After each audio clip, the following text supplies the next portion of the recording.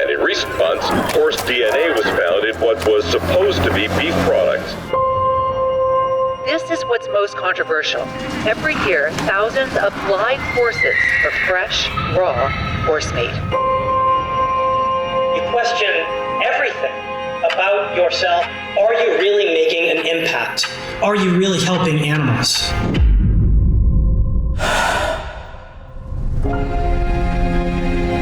Every wonderful thing that has happened, every horrible thing that has happened, it started with one person. All it takes is one person, and then another, and another, and another. We're not doing this for us.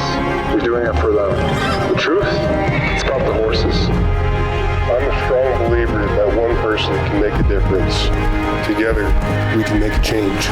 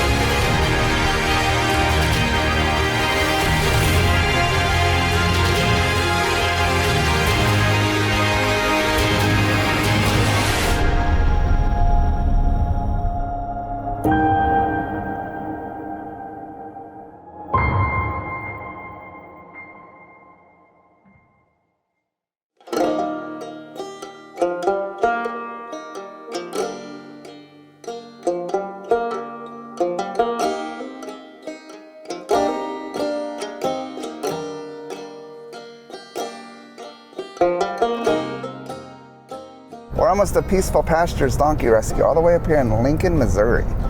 And it's been quite a drive to get up here, so I'm excited we're almost there. It has been. Usually we were flying to different locations out of state, and this time we're going to drive to as many as we can. Saves money, and it's really neat what they do up here. When they submitted their application, I was a little hesitant to let a donkey rescue in, but I was like, you know, they do rescue horses and stuff, but since workshop, it's been pretty amazing. They feel a need for donkeys. They have a lot of donkeys, don't they? They do have a lot of donkeys. Something like 130, I think, I heard. Yeah, they have a lot, but they were able to bring us some horses, and then they transferred some of our donkeys to their organization. So it'll be pretty neat to see their operation, and I just want to hear all the donkeys bray. Get 100 plus donkeys braying. Yes. It's going to be quite a noisy little situation. I can do a pretty good donkey bray myself. Let's see.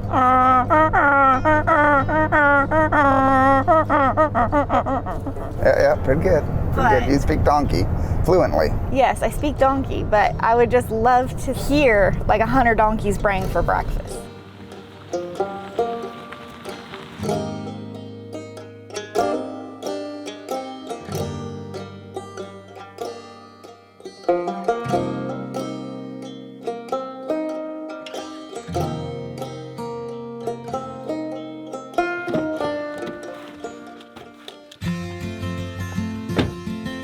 Hey, good to see you all again. Welcome to Missouri. Oh, wow, it's beautiful here. Beautiful. It's a little dry, but... And there's donkeys everywhere. Before we get started with our tour, though, we need to go down and fill out our liability form. All right, I like that. Peaceful Pastures Donkey Rescue is an organization that's dedicated to rescuing, rehabilitating, and hopefully adopting out donkeys from a variety of sources. Usually they're abused, neglected, and malnourished, so we spend a lot of time rehabilitating them. We also host events and tours to where we try to educate people on the plight of the donkey in the United States. So I have our liability form that we need to fill out. And then everyone can go on one form. Okay. How great it is you have the waiver right off the bat. So you have all your volunteers and anyone that's, before they step foot with the donkeys, fill this out. Definitely. That's excellent. Our end goal then is to adopt them out to good homes. We also want to make sure that, education is power. So the more people understand how donkeys are abused and neglected, the more people that we have to fight this. All right, now that we got the liability out of the way, I'd love to go see some of the donkeys. So we have events here, and in May and October we have 2 events that helps fundraise for us. It's our biggest fundraisers. The alleyways here are where we start our tours when we have events, and it leads into this area here is what we call our OB area, and that's where the moms and babies are located. We have over on the other side a total of about 25 acres that's dedicated to quarantine. We have a male and a female. And then down farther down the road is a 20-acre spot that's dedicated to our geriatric residents. This area is the OB area. Basically, it's the moms and babies. Once they deliver, after about a week or 2, if the baby is safe, big enough, safe enough, then they get turned out into this area. And this area extends, right now we had a kind of a baby explosion because we had several from the auction that were pregnant and they all come at once. We have 15 babies in the last 2 months. So it's a little crowded right now. And it goes down through here, it goes over. Typically it goes down to the woods. We've got a few uncastrated males over there though. So mainly they get this whole area in here and they can run and play and do their thing. My name is Fred Grabaugh, and I'm just a friend of Beth who helps out. I met her about 10 months ago, and she pulled up beside me in a parking lot with 2 donkeys in the back seat of a pickup. And I thought, this is an interesting person. She brought those donkeys out, and they were just so tame and so gentle. She had such a way with them. And I go, I've got to see more of this. And so I started helping her out and come down once in a while. This here is our new, we got her at the auction. She was getting bid on by a kill buyer, and I don't usually do horses, but I couldn't let him get her because she has a dwarf baby. And the dwarf baby's feet are all turned crooked. And so Kendra's working on, getting those straightened up. She's been working, and it's doing a fantastic job. That's awesome. How many donkeys do you have at your facility? We do a capacity of 300. Okay. Right now, we're right at that. Wow. My name is Jan Myers, and I am a board member, and I'm director of adoptions. The biggest challenge that I see right now would be capacity and being able to adequately, with the resources that we have, being able to facilitate the care for each individual donkey. With 300 donkeys at the facility, does it ever worry you, like, what if something happened to you? That's a huge concern of mine, and I've tried to take steps to ensure that, reaching out to other rescues and things like that to try to see if, I could put away enough money for them to take care of the animals for a couple years and maybe get them adopted out and things. And actually I've been shut down due to the fact that they come from auctions and some from kill pens. So I'm still working on a plan for that, but I do have in place a plan for the financial aspect to take care of them for a couple years. Hi, my name is Eric Work, and my position is co-chairman of the board for Peaceful Pastures Donkey Rescue. We have quite a few donkeys here. We're doing well, but Beth and I have talked several times prior to this about, what are the succession plans in the event that something happens to you or Mike, and that we need to move forward. So that's definitely been in our wheelhouse as far as discussion goes, and just general sustainability. That is definitely a big concern with having, you know, that many, because you're a rescue, but you also kind of like sanctuary them because you can't find homes for, not everybody wants to adopt a donkey. We have a relationship, and it's almost like a brother and sister because of our military service, and sometimes it falls on deaf ears. I applaud you for what you do, but you have to really think about not only the donkey's welfare, but also your own, your personal, because I mean, this is her whole life. That is something within the network that we're looking at, is a lot of people are worried, you know, what happens if something happens. And even, you know, like within our own organization, our board of directors and everything is, you know, having a solid plan. If something was to happen, what happens to the animals? And, you know, that's something that is very good to think about, because we never know what the future holds. You have to be cognizant of the fact that you can only put in so much before it does wear on you. If you're not getting that financial assistance, if you're not getting the volunteer assistance to help out with it, and you're doing everything and there's not that balance of, you know, work and life balance, then it gets out of skew, and it absolutely is a real thing. And we have tried to have more conversations around that to ensure that that does not happen. So for these donkeys that are like here, what's the average length of stay for the ones that are here?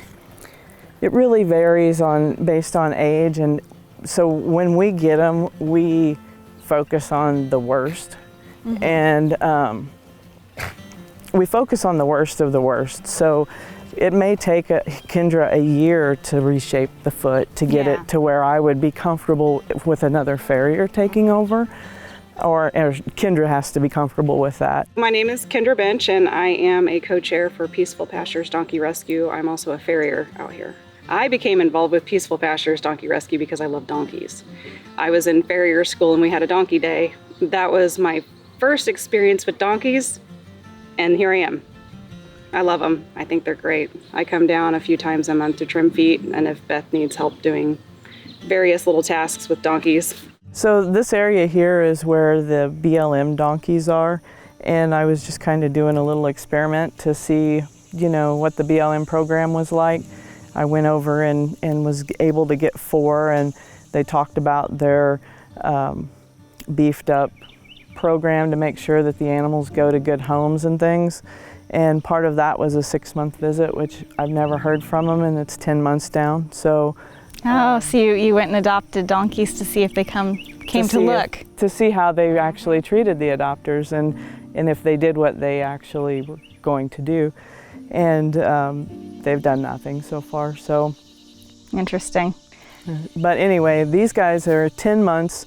They're in their confinement that I thought they would want to see if they ever came. And I was kind of appalled at the fact that they actually only require a 20 by 20 space for an animal. So this is bigger than that for 4, but once I get the title for them, they're going free, so they'll be out running with the others. When I was 10, we adopted some horses from the BLM, and they didn't come out until the final year, and then they examined them and then gave us the title. So it'll be really interesting to see. But the BLM, definitely, there's a lot of gaps. I was afraid of that, you know. They said that they beefed up their program because what I was seeing is so many of them end up in auction and end up in kill pens, and they're still wild, and you know, nobody can safely adopt those. A family can't safely adopt those. So, you know, we need to have some better program for this accountability. There's so many BLM horses and donkeys that end up at auctions, and we see it all the time, and it's really, really sad because they get them sometimes for $25 from the BLM, and then so many go through. I mean, I don't know how many Mustangs we've gotten that are untitled at auctions, and if a kill buyer bought them, they would have just gone right into the slaughter pipeline. I have been to an auction with this organization, and it was very eye-opening. You have to maintain a composure within the auction itself so that the traders and the kill buyers don't try to run up the bids on you any more than they do. But it's very emotional, and it took me several days afterwards just to be able to come down from, because those emotions hit you. And it's an incredibly powerful emotion afterwards. It's not for the faint of heart. I think a lot of people have the right intentions, but just don't have the background knowledge of what really happens at these auctions. And I would absolutely advise to take them to a rescue, because there are lots of different equine rescues. So that would be my first thing, is to, advise and educate at the same time. All right, so let's go to Tiny Town. Tiny Town.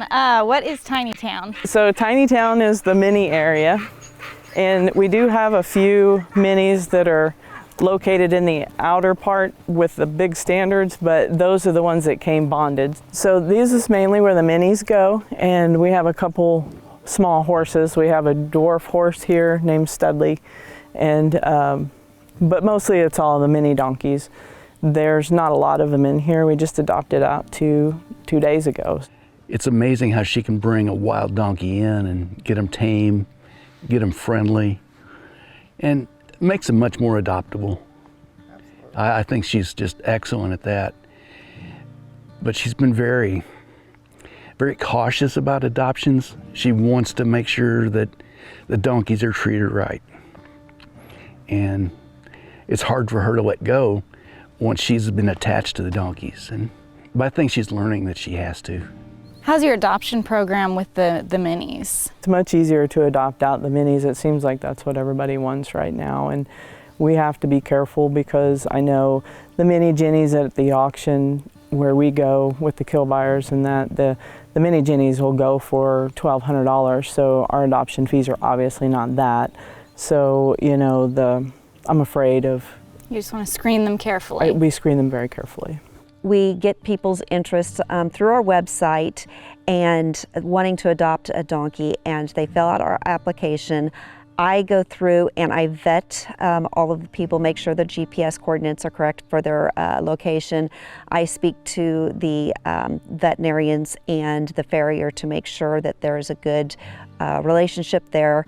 Then I pass on the information to Beth to coordinate time for them to come out, make an appointment to look at the donkeys.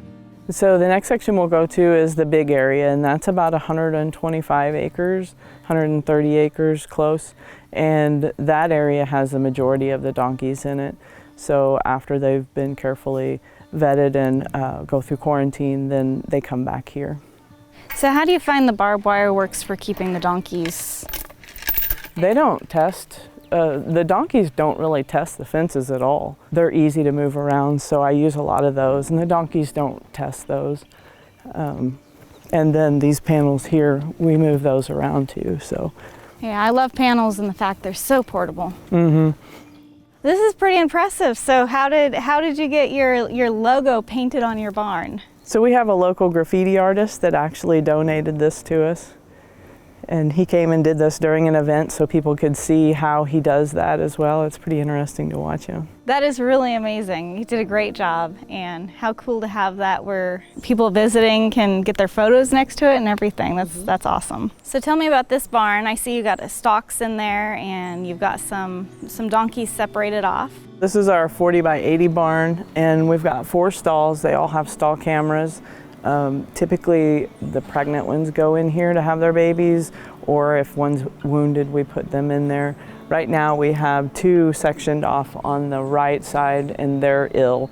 They've already went through quarantine, but they still became ill later, so we quickly moved them in. And then we've got Marvin on the right, who was potentially exposed, so he's going to be in quarantine for a little while too.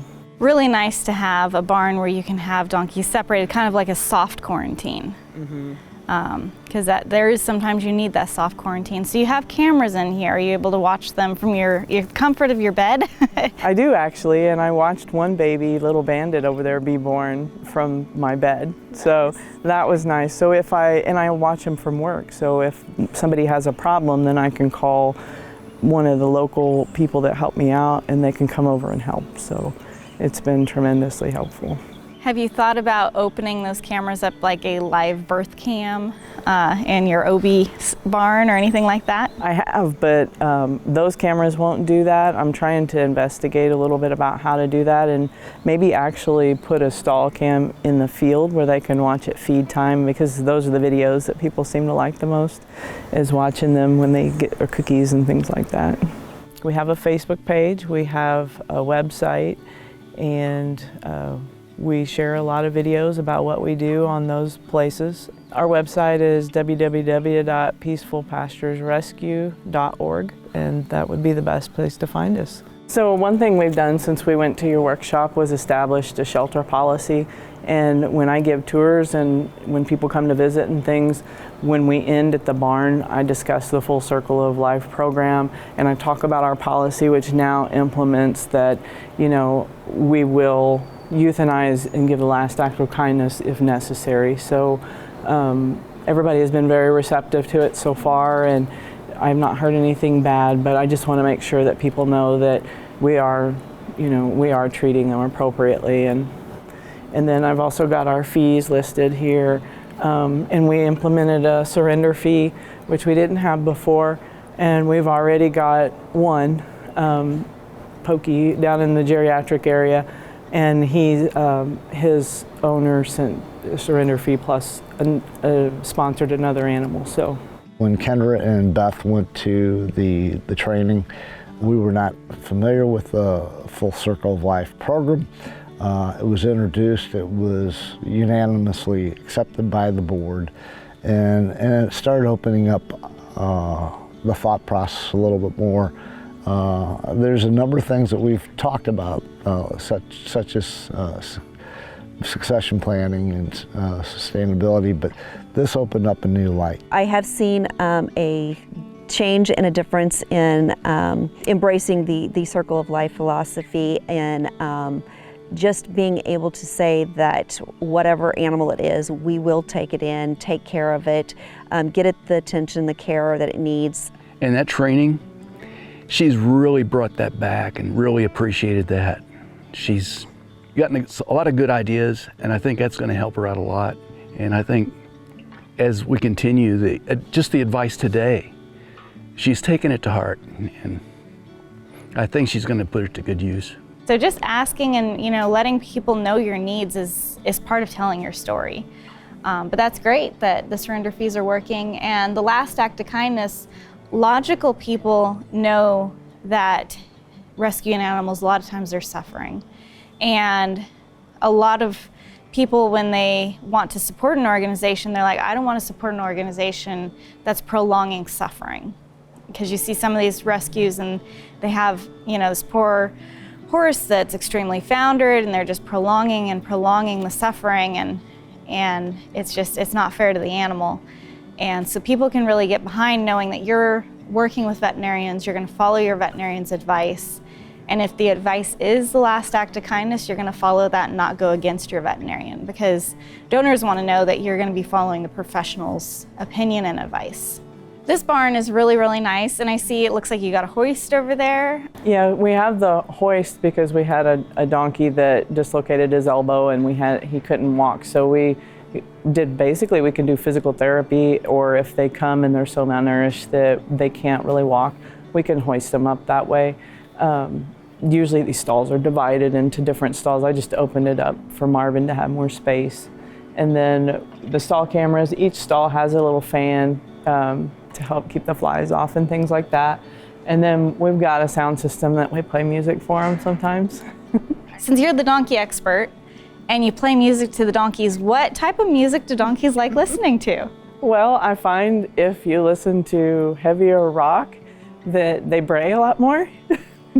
But if you soothing music, I just, a lot of times we play that for them, but we play it while we're cleaning and stuff like that. So soothing music is we try to do that.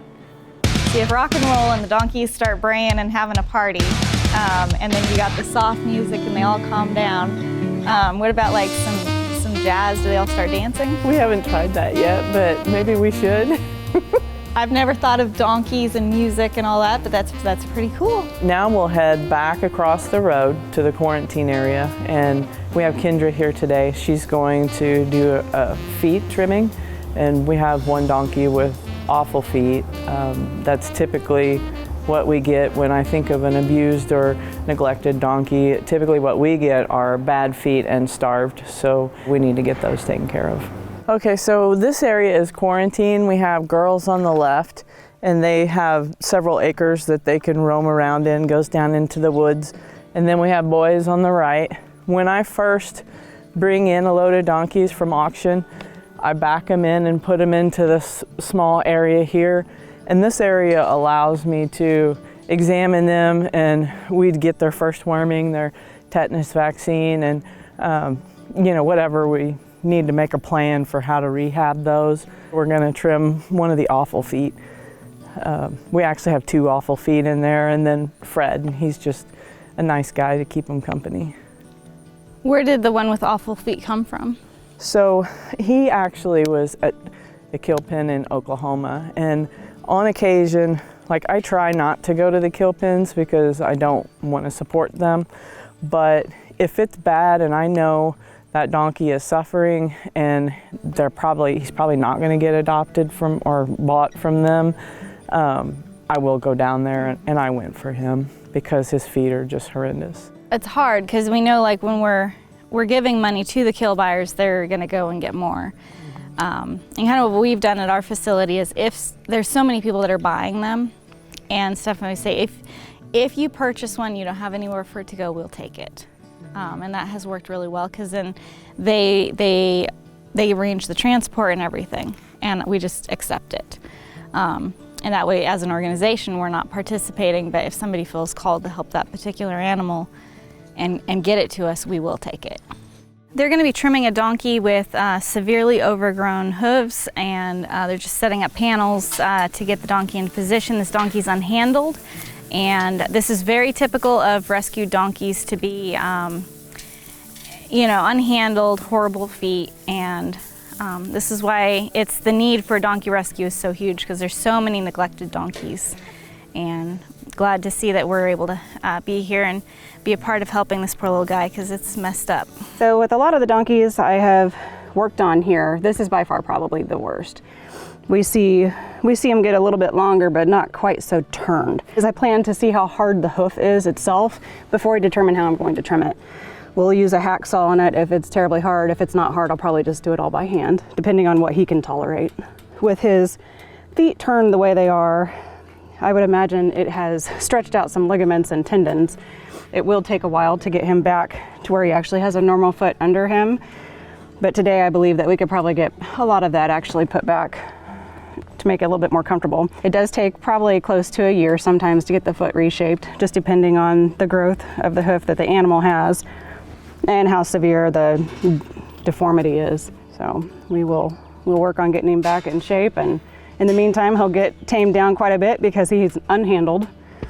And as far as his hooves growing out the way they have, it has taken his lifetime in order to grow out a hoof like that. So it is pretty well guaranteed that this animal's never been handled. This is the worst I have seen here at the rescue. It is incredible how these animals adjust to their feet, and they are able to walk with feet like this. But they are very, very stoic. So this is an old abscess that's blown out, and I would imagine when we get into this foot, I would not be surprised to see blood a little bit. They do look very dry, which is promising in many regards, because I don't see any thrush at this point, or even any places that maggots could get in there. We've taken care of one that was like that. That's all frog that's been stretched and pulled forward. So it is hard to say without an x-ray where this animal's coffin bone is. So I would imagine that his coffin bone's probably not too affected by this twist, believe it or not. But you can see, like right here, it's pretty straight down. Dang, he's got hard feet, very hard feet.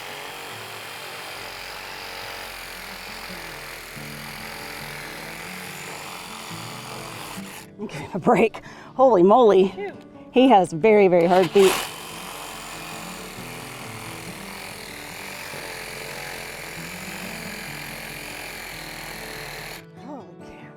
So old abscess here, and all of this tissue is incredibly hard, but this is the frog that you would normally see in the back of the foot, and it has grown that far forward. You still see the material that's up here.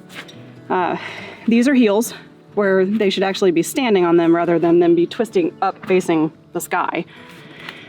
This little guy has never been trimmed. I can say that with certainty. He's never been touched. But this hoof is so hard, and this happens when they get long like that. The donkey's foot's normally very elastic. When they've been allowed to grow so long, they get very, very, very hard, and it's hard like wood, or in this case, I mean steel. But he'll feel better eventually. It's just going to take some time. But this is, what I want to say, this is absolutely ridiculous, and people should be penalized for it. What you're seeing here is the bottom of the foot, the sole, and the frog, and you have your heels back here, even though I just took a chunk of it off with my nippers. This should be what the donkey is standing on, not facing me. So our goal with him is to get him standing on the bottom part of that foot. It may take, like I said, it may take a few trims to get there. I don't know if we'll get it all done today, but we can at least get the length off and get him started in the right direction. So he was down at Kill Pen, and I saw that he was down there, and in some cases, you know, we will go, and he's just had exceptional need. I felt like he needed a professional farrier and a lot of food, so we went ahead and went and got him. One thing that, you know, with the slaughter pipeline, and you have people that are buying horses for slaughter and donkeys for slaughter, is cases like this, if they weren't going into the slaughter pipeline, could be criminally charged. But the auctions in the slaughter pipeline gives an out for animals that have been severely neglected to just disappear. And so many horses and donkeys will be sold at auction and just disappear. And a lot of times even animal control, you know, will come across a case and they're like, you've got to do something about this. And they'll even recommend them to take them to an auction.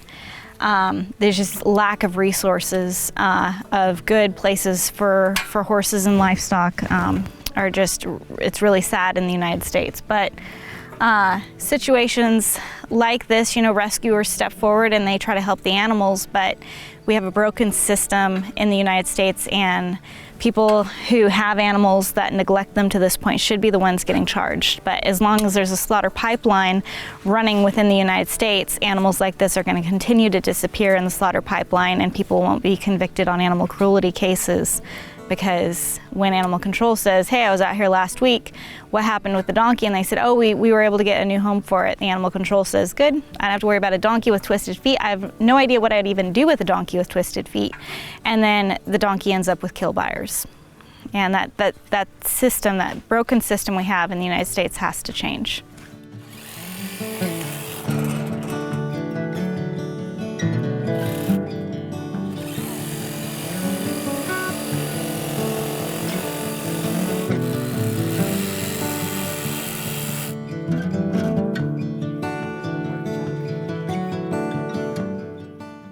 There's still quite a bit more that needs to come off, but it needs to come off here in a few weeks rather than taking it all today. If I took it all today, I would make him bleed, so I don't want to do that. But he's standing and accepting very well, considering how much neglect he has suffered in the past. He should know, or should be able to feel here pretty quick just how different his foot feels. And the foot is a great proprioceptor, so he's going to feel all that in his ligaments, tendons, and everything. So what I'm going to do is just put a rope on his foot to attempt to at least hold it in place so he's not moving around and trying to yank my hacksaw up into the panel. Well, what he's trying to do, he's trying not to be mean to us. So you have your hoof wall right here in the toe. So you got your hoof wall and you have your lamina, which should be on the ground. All this should be on the ground. But you have your toe, or the hoof wall, lamina, sole, and frog. This is where all the toe and everything has grown out, and this is part of the frog, and it's on there pretty good, so I can't pop it off. But this is all heel, and this is all heel up the side here. This should be back up underneath his foot, up underneath his limb, back here, rather than way out in front. The red that you're seeing isn't blood, it's paint off of my saw blade.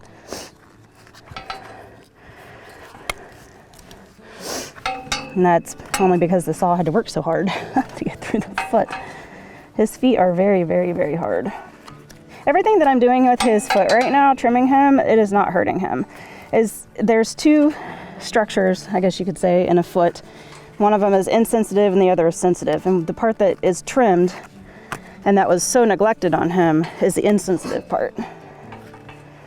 So the reason why I was saying on those hind feet about only being able to trim them to a certain length is because if I trimmed them any further, I would be getting into sensitive tissue or live tissue, if you want to call it that.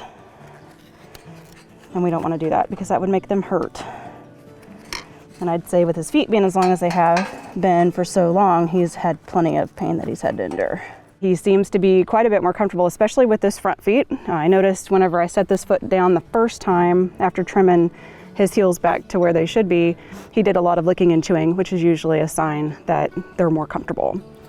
He seems to be pretty happy, even though he's restrained at the moment, but for having his feet likely never handled, he did amazing. The goal is to get him to where he's standing completely on his feet and not having twisted feet anymore. That way we can get the ligaments and tendons and everything aligned like they should be, so the bony column will be aligned as well. We'll keep him on a pretty frequent trim schedule, probably every 4 weeks at most. I would say by the third or fourth trim, he should be standing on his feet correctly. I'll see you later. Oh, he doesn't know where his feet are. Kind of different walking on, isn't it? When a rescue takes on a whole lot of animals, especially in a short amount of time, one person or a group of small people can only take care of so many animals at one time. So, hoof care is a huge undertaking for this organization. They're doing about, the goal is 100 donkeys a month in hoof care. And that's huge, but even now looking around, I'm like, there's still donkeys that need their hooves trimmed up where they should be, but they're doing the very, very best they can here. But there's just a lot of donkeys, and there's a lot of donkeys needing help, and we can't save everybody. We can learn how to responsibly shelter better and operate within capacity so we can help more.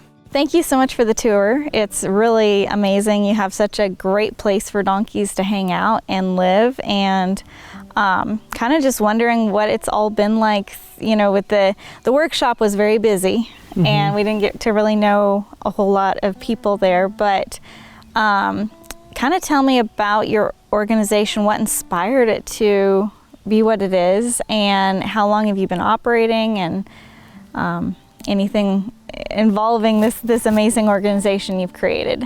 We started in 2021, and it really started when I went to an auction and saw how brutally they treated the donkeys. I went for one donkey and came home with the worst one that they had. She just had awful feet, and so after that I realized, I have this property, and I knew that that's what needed to be done with it. And so it grew rapidly from there. How's your adoption process? Are you able to get them out and get them homes pretty good? The minis go quick, so that's not a problem. The mammoths usually go pretty good too. The standards, not so much. We try to make sure that they're fully rehabilitated, and the fact that we go after the ones that need the most care, it takes a little while. So we don't have a quick turnaround time at all, because it just takes a while for me to be comfortable, and Kendra, the farrier, has to be comfortable that their feet are going to be able to be managed by another farrier. You work full-time to support the organization, and then you're taking care of donkeys. I know I've heard that you're out at night loading hay, and kind of what does a day look like, and then like a week in your life here? So I took a job where I can work 24 hours, so I reduced the number of days I I go. So I only really go to work like 7 full 24 hours a month, and that helps a lot. So a typical day I would get up and, you know, by 8 o'clock I'm out here, and the first thing I do is get in the little buggy and drive around and just do basically an overview and make sure that everybody looks good and see how many bales of hay I need to put out and things like that. Spend time with the donkeys, you know. I take my time because I like to, there's so many that want to interact. I do a lot of interacting throughout the day. When I start the buggy and go into the main field that we went into, every donkey in this big area goes to that field. So they know that there's cookies involved. So, you know, I'm handing out cookies, and when I hand out a cookie, I'm lifting their lip, I'm looking at their teeth, I'm looking at their overall appearance, and that's how I can keep track of so many of them. Somehow I know when one's missing, and I'll go look for them, and usually they're out in the backfield sunbathing or something like that. So, and then I have identify at least 2 or 3 donkeys at all times that I'm trying to work on halter training, because most people want to halter train donkeys. So, who does all of these things if you're not here? Like, you know, you go on vacation, like you should go on vacation, or you know, say you're sick, or, you know, what does it look like if you step away from the organization just to have some time for yourself, or like, you know, you need some sick time or something? I didn't realize that rescuers get vacation. They should. They should, just like everyone else. A work-life balance is so important, because you're going for 2 years now. And you can go for 2 years without a vacation, but try 20. If you're not taking time to refresh yourself, and you're just taking care of donkeys 24/7 every single day of the year, you're gonna burn out eventually. You have to have that time for yourself, and take just as good of care of yourself as you're taking care of the donkeys. And the donkeys here look great. You're taking great care of them, but, you know, also taking time for yourself. I do know that was a big part of the workshop too, and I really thought about that. That's one thing that we had talked about as a board that needs to be established, that maybe, you know, get someone that can actually come in and take care so I can go away for a weekend. For us as rescuers, it's very easy to get tied up in our mind that we're pulling these animals from all kinds of horrific situations, and then we can put ourselves in the position that we're the only person that can care for these animals. And it's an unhealthy mindset, because there's lots of qualified people out there. And then what happens is we're the only ones that can do this, and we can't delegate off these situations. And then it runs us ragged. And then also, you know, we can't be biased against adopters. And that's with adoption programs, we have to look at what are the parameters of what we're going to require for a good home. And then, you know, we kind of have to screen the people above those. You know, there may be somebody on paper, it's like, yeah, well, they fit all the check marks, but what do they look like when they're here? You might learn a whole lot more about somebody, either good or bad, when they're actually here. That's a good, yeah. So we screen, and we approve them for an appointment to come, and then we make the determination if we're going to adopt them at that point. How's it been going since the workshop? It's been really great. We've implemented several things, and so we're using Shelter Love now. We also are making more storytelling videos, I think, more telling our story. Before we made a lot of cute little videos, but now we're putting some more substance to it, I think. And I'm seeing an increase in donations in that way. Good. And then I've got so just in 2 months, you're seeing an increase of donations. That's wonderful. And our Facebook page has grown tremendously. I think when I first learned about the Full Circle of Life grant, I think that my Facebook followers were about at 2,500, and now they're at over 10,000. That's amazing. So the growth is crazy. What is your biggest challenges you feel like here? Fundraising, I think, is probably the standard answer for all rescuers, but getting volunteers, this is kind of far out from anything, but we are improving there. I think if I just had more staffing and more funds, that, you know, I think that it would run so much more smooth. How much of your paycheck is going into keeping this going? Pretty much everything after bills. So you're paying your bills, you're scraping by, and everything else is coming in to help these donkeys. Pretty much, right now. And kind of in a year, what does that look like? That looks like about $260,000 to $270,000. That you're working and putting directly into this organization. That's not sustainable. It's not, and that's one of our biggest goals, and one thing that we are looking, you know, we appreciate all of the tips from the workshop and, you know, things that are actually working, and to try to make this more self-sustaining. The monthly expenses are huge, in part because you have so many animals too. Mm-hmm. Do you know what your feed bill is? For hay alone is right now, because of the drought and everything, like we have back fields where it grows pasture, so we don't have to feed so much hay when it rains, but it hasn't rained here. So right now the monthly hay bill is between $10,000 and $12,000. Yeah, just the hay. Mm-hmm. Do you see yourself and your organization continuing the full circle life after the 6 months, or is it just been like, well, this is a fun summer? And no, we have full intention, and all of our board is on board with continuing the program. Yeah, we're totally on board with it as a permanent thing. If you did win the $15,000 grant, what would you use it for? I would use it to totally revamp our quarantine area, basically the intake area. Right now we have some fencing that's not that great. We need a scale. My goal is to be able to house a stud horse if we needed to, because part of the program is we're going to take in anything that comes through the door. So if we get that grant, we can remodel that area to at least house that horse temporarily until we can figure out where a more permanent place would be. So I think really it's going to be improving the intake area, because I feel that's the weakest spot here right now. Not thinking about all the other organizations that are wanting the grant. Why should we choose your organization? Well, I think we would be a good candidate because, you know, we do take in everything. We take in the worst of the worst and do what we can with them.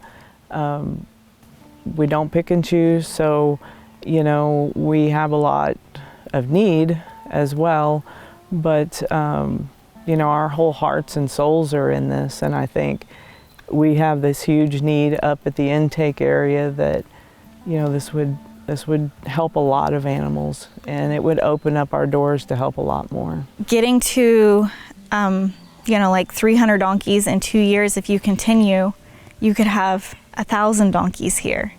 And financially, you can't make that work. Like, you're already pouring everything in other than just scraping by and paying your bills from your own paycheck. You don't have enough donors to sustain this organization. And that's scary.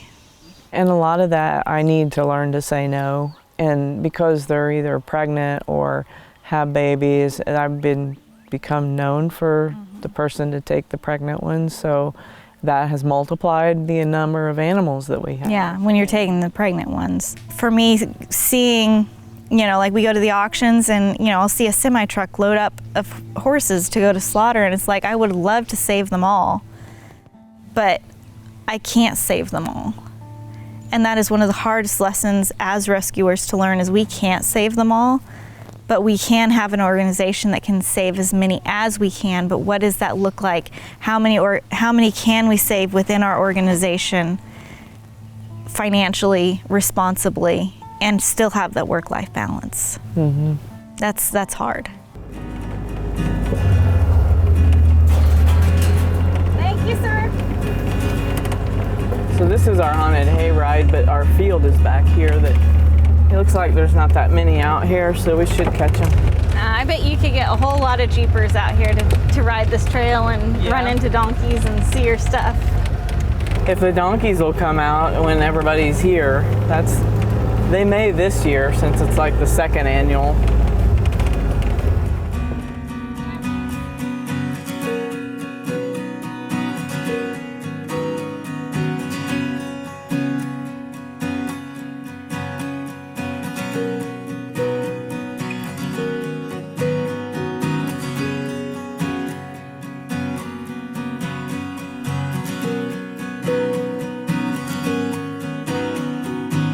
Well, Beth, it's been great being here, and you have such a great organization, and I'm so glad we came. Like, it was like, first it was your application, and we're like a donkey rescue, and then we're like, do we go to the donkey rescue? But I am so glad we came. You're doing amazing work here. Thank you. I'm so happy that you come. I mean, it's been a fantastic day, and we've learned a lot more, and yeah, I really look up to you and admire you guys. Oh, thank you. We just want every organization out there that's doing hard work and their stories are not being told to highlight that, and you're doing amazing things here. And rescue is not easy, but you're plowing through and doing a good job. And I'm so impressed how big your organization has grown in 2 years, and how your events have so many people coming, and there's great things ahead for you and all your hard work that you're doing. Thank you. You take care. You too. It's been a pleasure. Thank you. It's been really fun today. Yeah, for sure. And keep up all the great donkey stuff. Thank you. All right, take care. Bye. We're leaving Peaceful Pastures Donkey Rescue, and they didn't have 130 donkeys. They have about 300 donkeys. Yeah, they definitely had more donkeys than I thought, but I had a great conversation with their board about capacity, and they all knew it. Their organization has grown so quickly. It's only 2 years old. Only 2 years old, and they've gone from 2 donkeys to 300. Without management and operating within capacity, like, these are the situations where, 5-6 years from now, the founders got compassion fatigue and animal control's involved, and it's just a nightmare. And when you have that many animals, it's hard to keep track of them all. I think they're doing great work. They're definitely over capacity. For one person consistently caring for that many donkeys is a lot. Oh, absolutely. But they know that, and I'm glad that we're mentoring them, and they're able to hopefully not go down the path without pulling in the reins a little bit and being like, wow, we've got 300 donkeys. We need to focus on adoption events and not be focusing on just bringing in more and more and more. Sadly, in the rescue world, there's always an animal that needs rescuing. There is, and we can't save all of them. We can save as many as we can. Yeah, 100%. Filming went well, though. I thought filming went good. Filming went great. It was a little overwhelming because it's a huge facility. It's like, 200 acres. Over 200 acres. Over 200 mostly wooded acres. And there's power lines everywhere, so it's very challenging running the drone. It was so hot, the sun was so intense, if somebody wasn't facing the sun, they were basically a silhouette. Well, folks, that was Peaceful Pasture Donkey Rescue. I hope you enjoyed watching it. We enjoyed coming, we enjoyed visiting them, and we'll see you next time.